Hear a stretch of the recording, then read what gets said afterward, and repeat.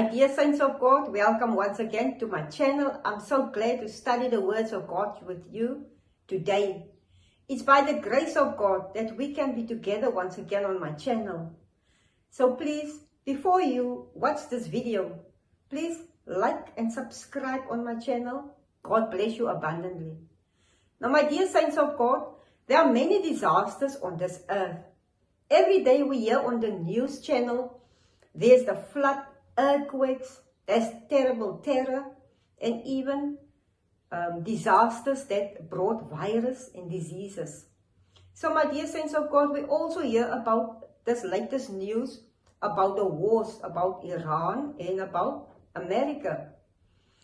But the Bible teaches us the place where we can flee in these last days for safety.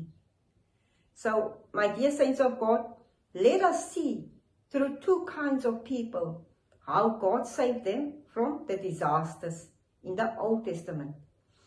In the time of Noah, God told Noah to build an ark. So in the time of Noah, the place for salvation was the ark. So because God sent the flood in the Old Testament, but God saved only Noah and his family. Then let us see this in the scriptures. Let us turn to the book of Genesis chapter 6.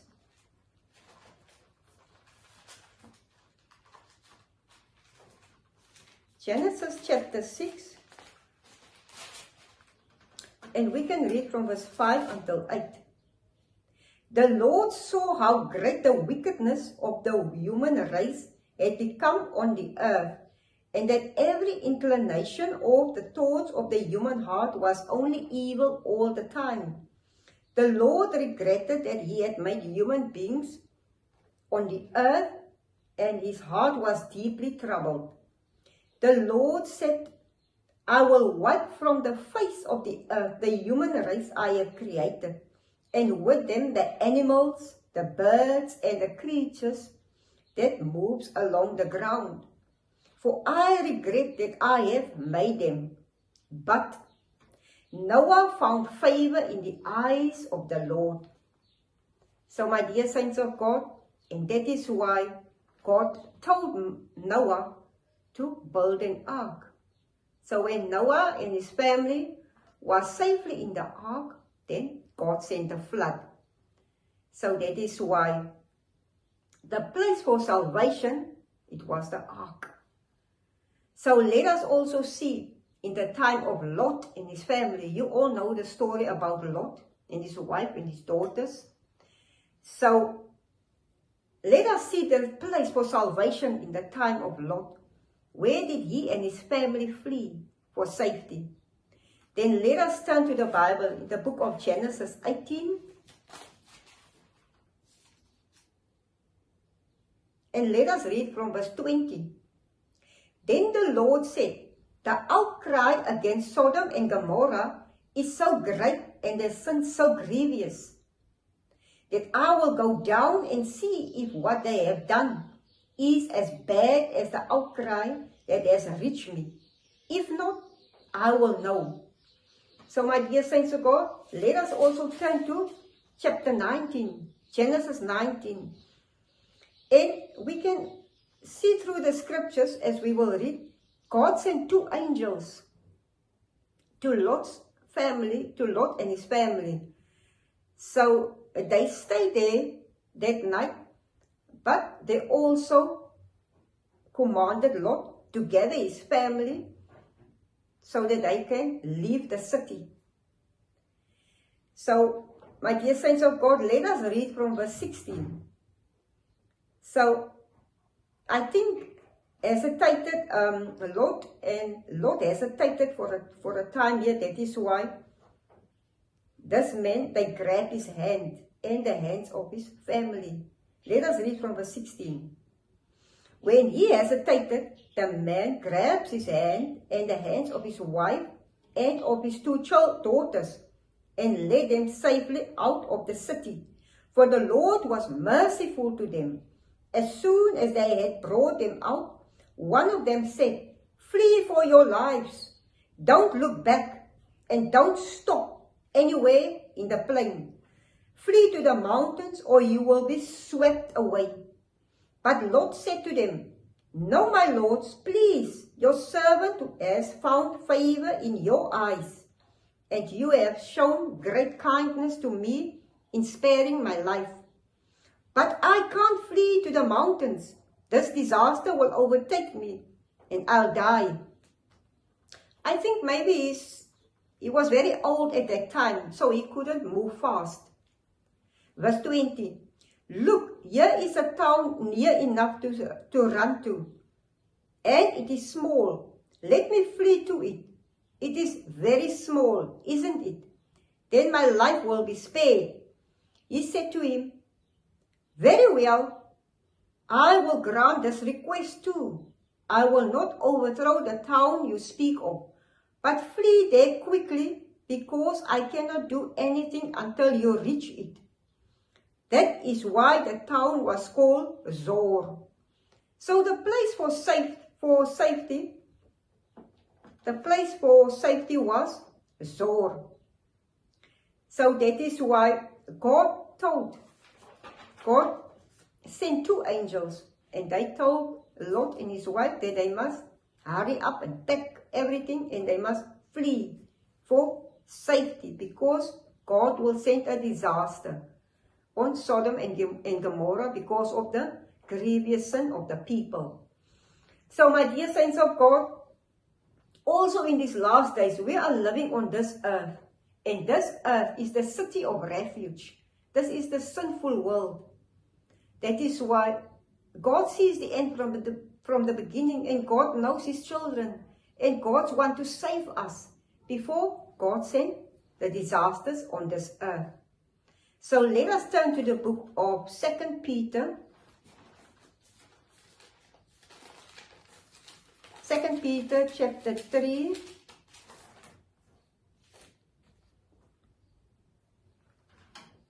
Second Peter chapter 3 verse 6 and 7.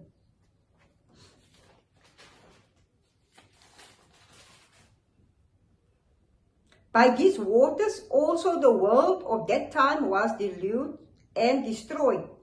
By the same word, the present heavens and earth are reserved for fire, being kept for the day of judgment and destruction of the ungodly.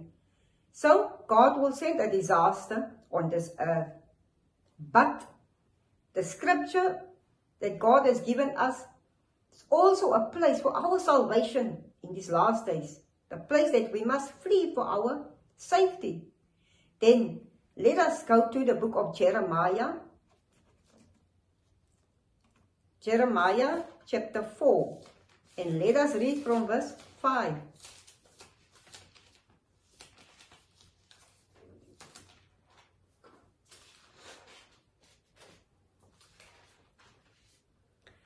Announce in Judah and proclaim in Jerusalem and say, sound the trumpet throughout the land.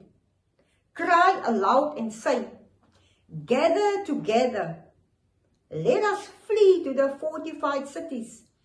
Raise the signal to go to Zion. Flee for safety without delay.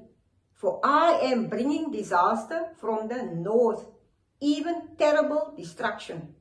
So my dear saints of God, this prophecy, God gave us also, if any disaster will happen, then we must flee to Zion. Then my dear saints of God, where is Zion? Or who is Zion? Then let us see this in the Bible. Let us turn to the book of Psalm chapter 132.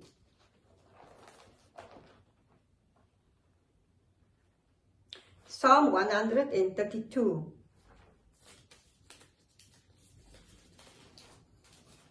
Let us read from verse 13. For the Lord has chosen Zion.